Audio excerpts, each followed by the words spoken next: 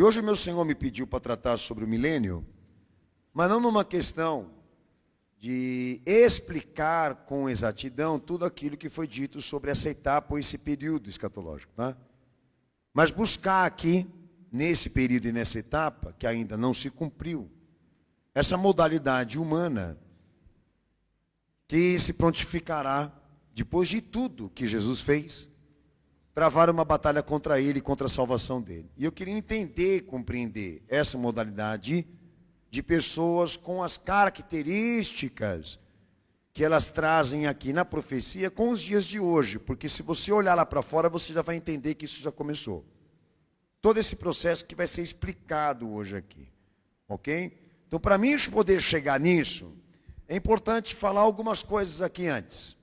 A primeira delas é a importância da escatologia nas Sagradas Escrituras. Escatologia nada mais é a visão do futuro que foi estabelecido por Deus e revelado por Ele. O julgamento definitivo das coisas que devem acontecer. E a doutrina para essas predições e doutrina para a compreensão disso. Então, a primeira coisa importantíssima que você tem que entender aqui é o que isso liga com Jesus e com aquilo que se cumpriu nele. Por quê? Porque foi determinado desde o momento em que ele desceu aqui que seria fundamental que Jesus fosse confirmado ser o Messias e o Cristo. E para essa confirmação existir, que ele é o ungido de Deus, tudo que foi dito dele, ou falado e predito por ele, tinha que se cumprir de maneira completa. Então diremos que se caso acontecer de existir alguma contradição no que ele cumpriu até agora, e no que ele preveu, ele perde capacidade messiânica. Eu venho dizendo aos irmãos isso constantemente. Que quer dizer que nós não temos uma preocupação de ficar exatamente medindo o que falta ainda para se cumprir e ele poder se estabelecer por completo como o Salvador do mundo. Porque a parte maior e mais importante, ele já cumpriu. Que foi descer aqui e morrer por mim e por você. E assumir essa vida desprezível aqui. E se fazer pessoa como nós, homem como nós, para nos dar uma chance de salvação com Deus. Eu vou ler textos aqui para explicar isso para você, mas existem 4 fatores que estão em jogo agora, se o que está escrito não se cumprir. Foi determinado que Jesus é o Messias anunciado a Israel, o Messias que eles rejeitaram. Foi determinado de que ele prove isso também, de que ele seja o ministério da divindade, ou seja, o verbo encarnado de Deus, não um simples homem. Um outro fator, de que ele seja o único mediador de Deus entre os homens.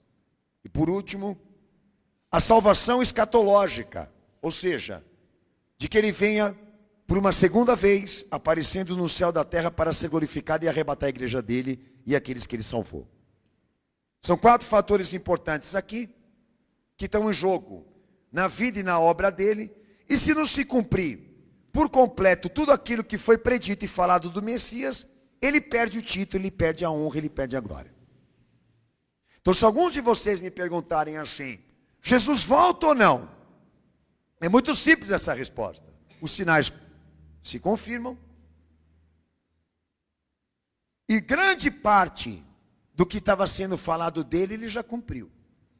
Então, se ele foi suficiente para trazer até agora à tona esses fatos, porque agora ele falharia no que diz respeito à visão final das coisas. Então, diremos que há 110% de chance, não 100%, de que tudo que esteja nesse livro aqui se cumpra, depois que ele fez o que fez. E foi o que foi. Previu, falou do futuro. Isso é mínimo. Isso é básico. E eu falo por questões e razões também humanas. Com muita dificuldade, você vê alguém aqui nesse mundo estender a mão para te ajudar. Eu estou falando do próprio Deus que desceu aqui para nos servir com a vida. O que é maior? Então é isso, pô. Então não adianta ficar discutindo esses caracteres. Por quê? Porque isso ele já provou. Então há uma lógica aqui, não só doutrina, como também uma lógica, tá? A encarnação do verbo vivo, ou seja, a descida dele aqui nesse mundo é um cumprimento da promessa da salvação de Deus, que está no Antigo Testamento. Então a vida dele, a morte dele, a ressurreição dele, já testemunhadas historicamente, que já é uma ação realizada, que já se cumpriu, ela se cumpriu de maneira parcial e abreviada, que quer dizer que ele descendo aqui, doando a sua vida, morrendo por nós, ressurgindo, o propósito e o plano ainda não se cumpriu de maneira completa.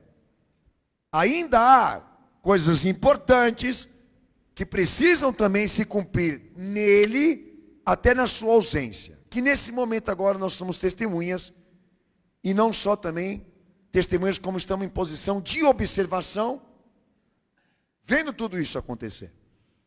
Então agora a igreja e ele no céu aguarda a visão final das coisas. Então o dia que isso acontecer, eu vou subir de púlpito aqui, vou rasgar essa Bíblia e vou deixar de ser um servo dele, tá bom? Até lá, nós temos todos os elementos necessários, importantes, todos os instrumentos necessários e importantes para convencer essa igreja, todos que estão aqui, de que ele é o Messias. Com fatores históricos, teológicos e também futuros. Porque na ausência dele, o que ele preveu está acontecendo.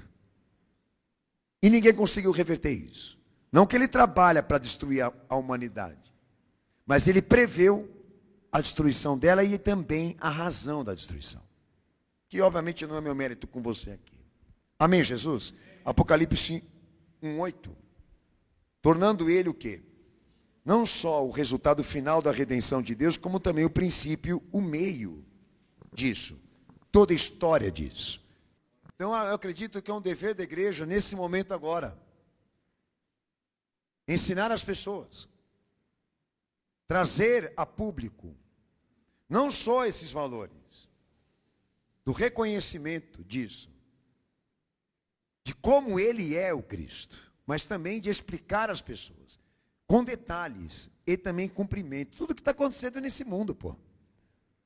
Mas olha só que interessante, ao invés da igreja ter uma posição de trazer esses fatos, esse discernimento do tempo que estamos vivendo com base naquilo que Jesus preveu e falou, ela pega e colabora e ajuda ainda mais para o sistema ser corrupto.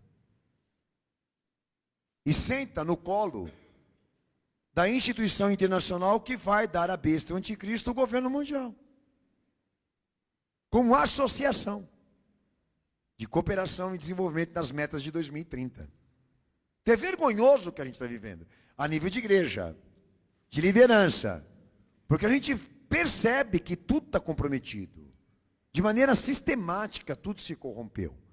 E há poucas pessoas que nesse momento agora têm essa atenção voltada para os acontecimentos finais, mas dentro desse caráter, dessa personalidade de entender e compreender que tudo que está acontecendo agora, a razão disso, o resultado disso, o fator principal e inicial e final disso é Cristo. Então nós estamos vivendo esse privilégio. Estamos testemunhando os acontecimentos finais. Agora, quando surgir essa dúvida para você, mas Jesus volta ou não? O mundo acaba ou não? Aí você vai lembrar do que eu estou falando aqui. Se alguma coisa até lá se contradizer na fala dele e na obra dele, ele deixa de ser quem ele é. Por enquanto, até o momento, ninguém tira a coroa desse rei. Ninguém tira dele a autoridade. Dá um salve de palmas para Jesus.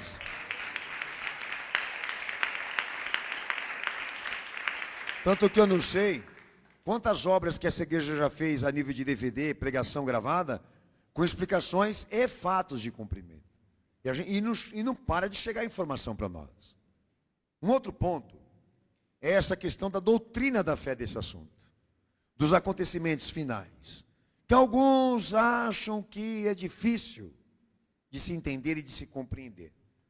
Então, na doutrina, na profecia, na escatologia, existem linguagens escatológicas ali, julgamentos do tempo, descrições, interpretações de eventos que são apocalípticos, inclusive a esperança de um reino futuro. Já disse aqui a vinda de Cristo, o arrebatamento da igreja. Então tudo isso que envolve a profecia, precisa ser julgado no ensino de Jesus. A hermenêutica é ele. Ou seja, a compreensão e o entendimento daquilo que foi escrito e falado pelos profetas que ele inspirou, a princípio João, como também pela fala dele mesmo, ele é o fundamento da compreensão do entendimento disso. Então, geralmente, quando há problemas de interpretação e de entendimento, eu vou falar para você qual é a razão. Porque geralmente a filosofia, ela impede de que isso realmente fique claro, nítido. Por exemplo, quando começa a apertar o cerco na leitura e na investigação dessas profecias, é que você começa a descobrir que existem instituições hoje no controle político desse mundo, à frente também do sistema educacional, que todas elas estão no esquema de eleger um líder mundial cuja prerrogativa seja a iniquidade. Eu começo falando pela ONU, que ela está embutida na revelação e cumpre as descrições do que será a ordem mundial e também liderança mundial. Pronto, já tem um comprometimento. Por quê? Porque hoje ONU é Unesco. Hoje ONU é Unicef. E a Unesco e a Unicef praticamente são organismos internacionais que controlam todas as riquezas mundiais, como também toda a área geográfica humana, como também todo o conteúdo de ensino mundial. Então praticamente é isso. Se eu olho lá e vejo Jesus trazendo a revelação de que esse sistema batalhará contra ele e contra a fé, eu já tenho um comprometimento de ordem humana, pô. E o mundo passa a não ficar tão fácil para mim assim, como também as minhas relações interpessoais. Porque muitos de vocês têm emprego, têm vida. E a pergunta que eu te faço é essa: você vai digerir isso, saber que você está dentro de uma moldura controlada por homens, e homens que são satanistas, praticamente bestas? Fica difícil.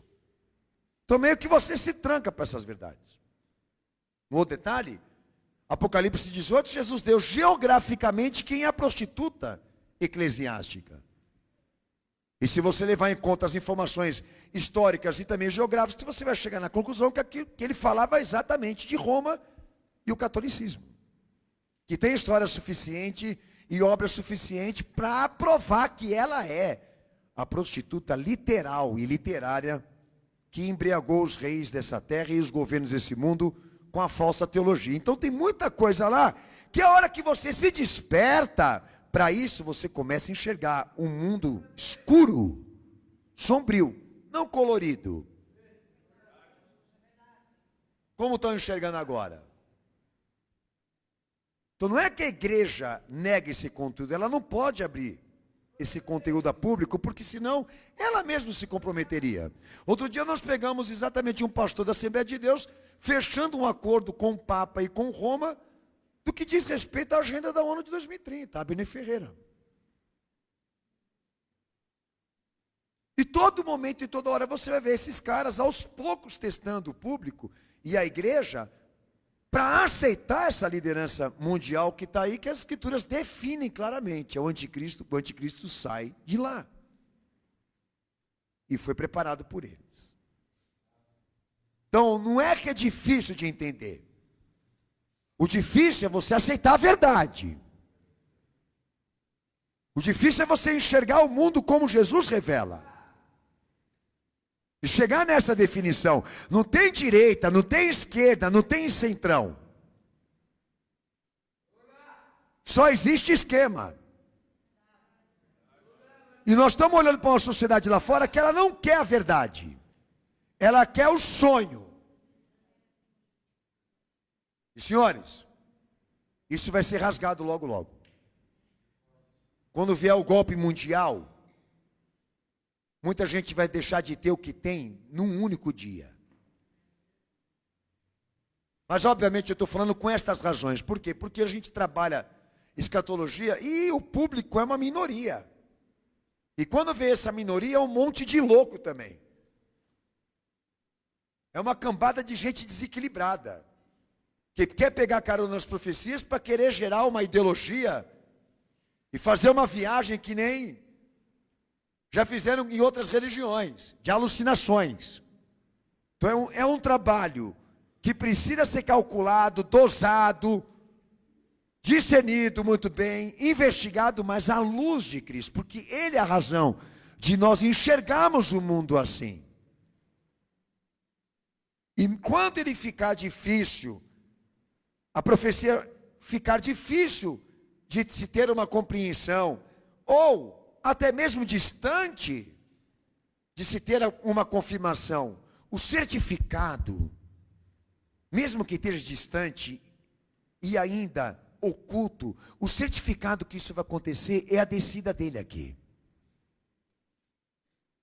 Por exemplo, no céu eu não fui, e graças a Deus também o inferno eu não conheci. Mas o fato dele descer aqui, as duas coisas existem, porque ele pregou. Então você precisa entender que o certificado da garantia de que estas coisas existem e vão acontecer assim, e da forma como ele falou, é o mérito disso. Ele desceu aqui e cumpriu o que era para se cumprir. Amém? Agora, detalhes sobre isso. Que na medida em que você não trabalha a hermenêutica dessa revelação, baseando-se naquilo que Jesus revelou e ensinou e falou, aí a gente vê bagunça desse tipo, daqueles que interpretam as profecias mais dentro de um sentido idealista, mais espiritualista. Por quê? Porque disseram, e alguns são a favores, de que todas essas revelações simbólicas foram escritas por João e faladas por Jesus, com o objetivo de dar às pessoas uma esperança. Como também para os cristãos da época, de que eles superassem toda aquela perseguição, imaginando num futuro celestial, ou na vinda de Jesus propriamente dito. E muitos definem que a profecia é idealista. Já esse outro caso, de uma visão mais pretérita, daqueles que acreditam que parte dessas revelações já se cumpriram, e hoje não poderiam ser atualizadas. Gerando um pretexto para que a gente realmente enxergue que Deus se afastou da história dos homens, ficou lá atrás e entregou esse mundo para os homens que estão controlando ele agora.